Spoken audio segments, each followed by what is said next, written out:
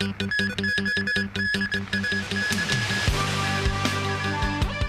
expansion of the elderly health care voucher Greater Bay Area pilot scheme to cover more medical sites on the mainland. What's billed as a game changer in the early detection of Alzheimer's disease.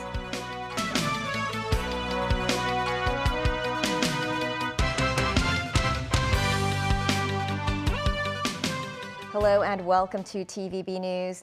The Elderly Health Care Voucher Greater Bay Area pilot scheme allows senior residents to seek medical services at outpatient clinics in the Greater Bay Area. The government today said it hopes the service scope of the scheme can eventually cover the entire Pearl River Delta area. This after authorities announced that 7 medical institutions in the Guangdong, Hong Kong, Macau Greater Bay Area would be included in the pilot scheme. Mimo Singhai reports. The Elderly Healthcare Voucher Greater Bay Area pilot scheme was launched by the government in October last year. Hong Kong senior residents can currently use the vouchers for outpatient services at 2 sites, the University of Hong Kong Shenzhen Hospital and the Huawei Li Zhiyuan Community Health Center. Secretary for Health Lo Chongmao today announced an expansion of the pilot scheme in the third quarter of this year. This means eligible elderly residents can seek medical services at new sites, 5 hospitals and 2 dental centers.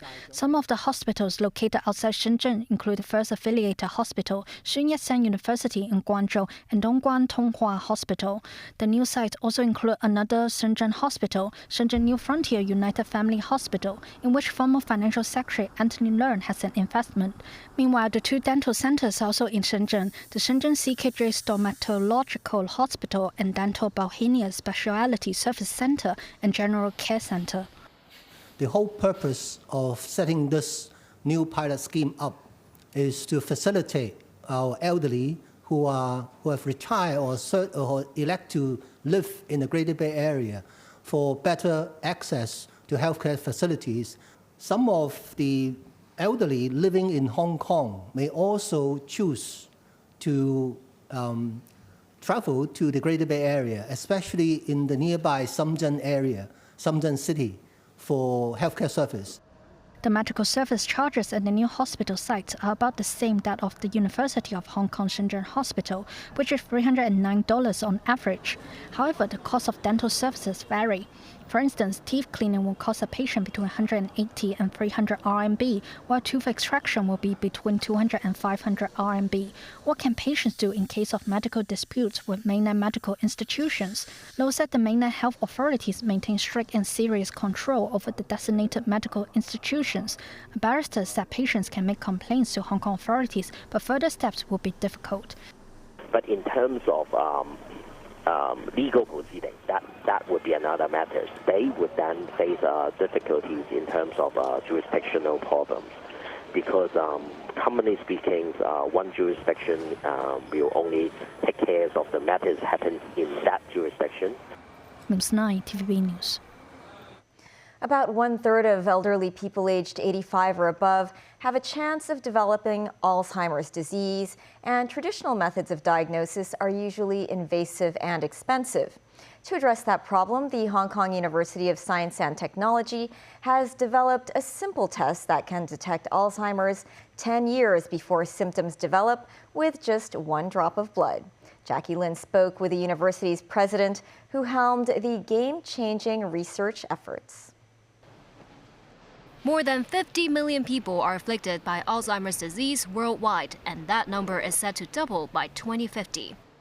Now, a cutting-edge screening method has been developed by a research team spearheaded by renowned neuroscientist Nancy Ip, who's also president of the Hong Kong University of Science and Technology.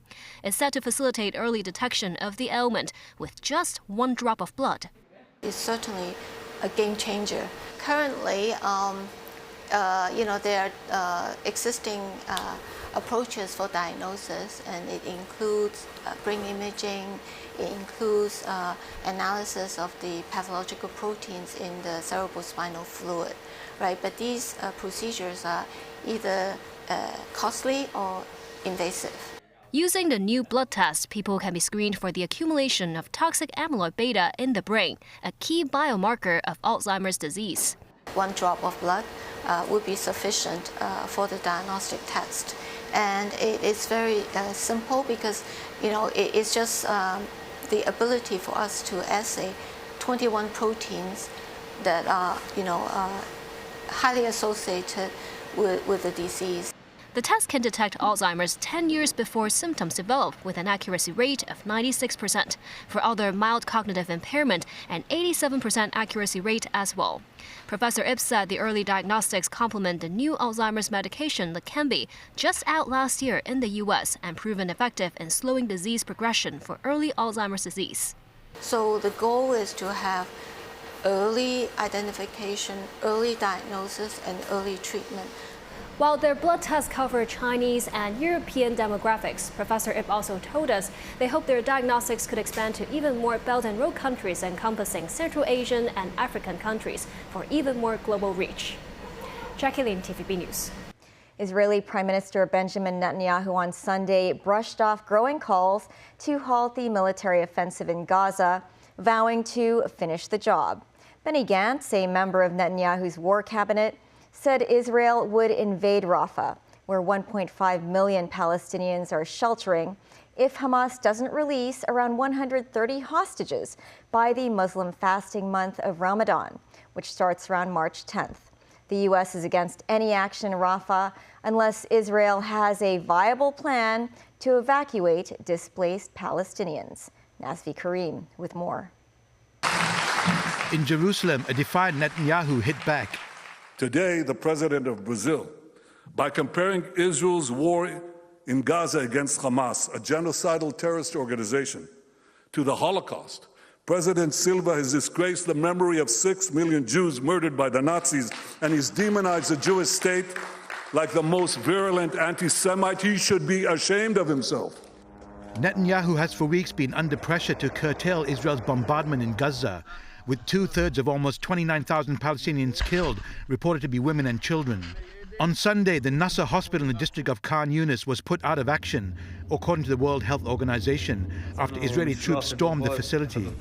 Israel said 200 fighters surrendered at the hospital, and IDF troops also found a car stolen from Israel near the facility, as well as medicines from Israel meant for hostages held by Hamas. Gaza officials reported Palestinians killed in strikes in Gaza City, Khan Yunis and Rafah. Hopes for a halt to fighting are dwindling fast as Israel's cabinet nailed down its opposition to other countries recognizing a Palestinian state, a solution favored by most of the world, including the U.S. In Netanyahu's declaration, which was adopted, the Prime Minister said Israel categorically rejects international edicts on a permanent arrangement with the Palestinians. Such arrangement will be achieved only through direct negotiations between the sides. Israel will continue to oppose unilateral recognition of a Palestinian state. Meanwhile, as more of Gaza turns into rubble, Russia is hoping to exert its diplomatic influence. Palestinian Authority Prime Minister Mohammed Shataya said at the Munich Security Conference that Moscow has invited Palestinian factions, including Hamas, to a meeting on February 26th. The Palestinian Authority, dominated by the Fatah Party, was ousted from Gaza by Hamas 17 years ago. Nazvi Karim, TVB News. The United Nations International Court of Justice today opened historic hearings into the legality of Israel's 57-year occupation of lands sought for a Palestinian state. The hearings are set to last 6 days and started with the Palestinian Authority's Foreign Affairs Minister, Riyad al-Maliki, speaking as a representative of the Palestinians. The hearings follow a request submitted by the UN General Assembly for a non-binding advisory opinion on Israel's policies in the occupied territories. Palestinian representatives will argue that Israel violated prohibitions on territorial conquests, Palestinians' right to self-determination, and imposed an apartheid system. Meanwhile, the UN Security Council is expected to vote on Tuesday on an Arab-backed resolution demanding an immediate humanitarian ceasefire in Gaza. The United States said it would veto the resolution. A crew were forced to abandon ship after one of the most brazen attacks by Yemen's Houthi militia group on a vessel in the Red Sea. A missile strike by the Houthis damaged a Belize-flagged ship. The Iran-backed Houthis claim they shot down an American drone as they continue to hit targets affiliated with Israel in solidarity with Palestinians. The United States conducted what it called 5 self-defense strikes in areas of Houthi-controlled Yemen. It targeted Houthi weapons, including 3 mobile anti-ship cruise missiles and an unmanned underwater vessel, or UUV, that has been used to attack ships. U.S. Central Command, or CENTCOM, posted on X that this is the first observed Houthi employment of a UUV since attacks began. CENTCOM said it had determined the missiles and the UUV presented an imminent threat to the U.S. Navy. Foreign Minister Wang Yi arrived on Sunday in Cordoba in southern Spain and met with his Spanish counterpart José Manuel Alvarez. This is Wang's first visit in nearly 6 years to Spain and aims to enrich bilateral ties. Wang and Alvarez held a joint briefing after their talks. China's top diplomat said Beijing had agreed to a partial lift of its ban on Spanish beef imports, which has been in place since 2000. Wang added the two countries were also discussing ways to boost tourism, including China's visa exemption for Spanish visitors a year on from the 50th anniversary of establishing diplomatic ties. Wang said China regards Spain as a good and trustworthy partner in the European Union, and said the lifting of the beef import ban is good news, especially for Spanish farmers. Both ministers expressed a desire for further cooperation in areas such as climate change, electric vehicles, and green energy. Wang is scheduled to meet Spanish Prime Minister Pedro Sanchez today before he continues his trip to France. Still ahead, Alexei Navalny commemorated in different European cities days after his death in a remote Russian penal colony. In Thailand, Thaksin Shinawatra meets prosecutors over accusations that he insulted the monarchy in a previous interview. And ground staff of German airline Lufthansa will go on strike tomorrow.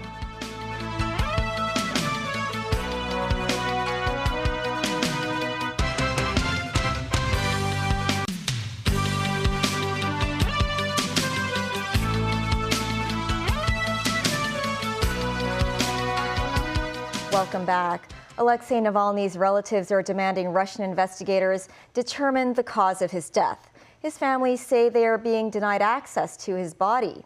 Navalny's widow is meeting with EU leaders in Brussels, with anger growing following Navalny's mysterious death in a penal colony in the Russian Arctic. David Garrett reports. A grieving mother going from place to place searching for her son's remains. Lyudmila Navalnaya in the centre of the group in a remote Russian town trying to find 47-year-old Alexei Navalny's body. Navalny died last Friday. His family say they were told to go to a coroner's office, but it was closed. His widow is meeting with EU leaders in Brussels. Yulia Navalnaya posted on social media for the first time since her husband's death alongside a photo of the couple. She wrote simply, "I love you." Navalny was jailed over embezzlement and extremism.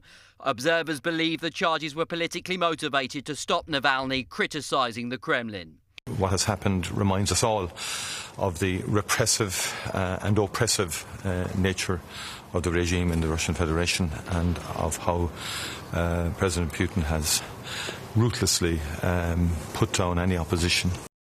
In London, near the Russian embassy, a shrine of flowers began taking shape in Navalny's memory. One message of condolence read, "You can kill the man, but not the truth." Putin, the killer!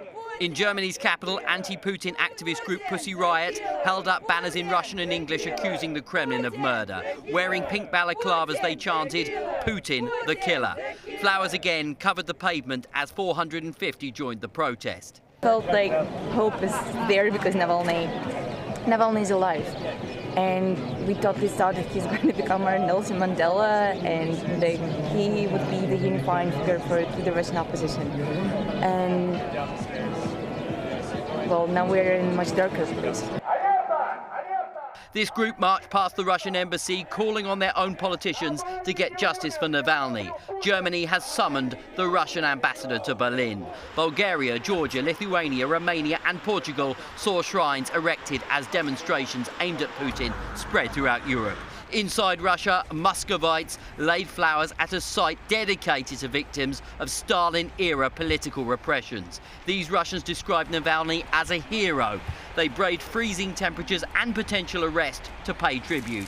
Thousands attended at sites across Russia as more than 30 cities played host to floral tributes. Around 400 demonstrators were arrested, according to a human rights group. David Garrett, TVB News. Thailand's former Prime Minister Thaksin Shinawatra today met prosecutors a day after his release on parole from a police hospital in Bangkok. He had spent 6 months serving time for corruption-related offenses. The former leader reported himself to the Office of the Attorney General on the charge that he insulted the Thai monarchy during a 2015 interview in South Korea. According to a spokesperson for the office, the Attorney General took into consideration a statement of defense submitted by Thaksin and saw that there were issues to be investigated further. At the same briefing, the Director General of Thailand's Department of Criminal Cases said Thaksin appeared critically ill. I sat down and talked with him. He had no voice and he looked genuinely ill, the official said. Thaksin was seen on Sunday wearing a neck brace and is reportedly suffering from high blood pressure, heart issues, and back pains. Ground staff of German airline Lufthansa will go on strike tomorrow. Up to 200,000 travelers could be impacted. 25,000 are striking after they failed to receive a 12.5% pay rise. All of the biggest airports in Germany will cancel flights. The Verdi union called for a second day of industrial action after a previous walkout on the 7th of February resulted in 1,000 cancellations.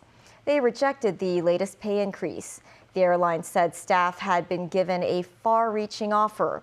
Strikes have halted several transport systems in Germany recently, with worker anger growing amid high inflation. Back locally, the national security trial of media mogul Jimmy Lai entered its 28th day. Former associate publisher of Apple Daily, Chan Poi-man, continued her testimony as an accomplice witness. The trial resumed after the Lunar New Year holidays at the West Kowloon Law Courts. The prosecution presented to judges the front page ad of Apple Daily on May 4th, 2020, and an editorial article published the following day. The ad reimagined the Chinese characters freedom into a prison-like sketch with a bilingual line that reads, "Freedom has become a crime, no turning back." When asked why the ad was mentioned in the editorial, Chan said it was because the ad gained traction online after seeing various derivative creations online. She said they did not intend to turn the ad into news. The editorial column was written by political beat reporters, Chan added. When asked if Lai will discuss with Chan over his column, Chan said no. That's the news. Stay tuned for Pearl Magazine up shortly. Bye for now.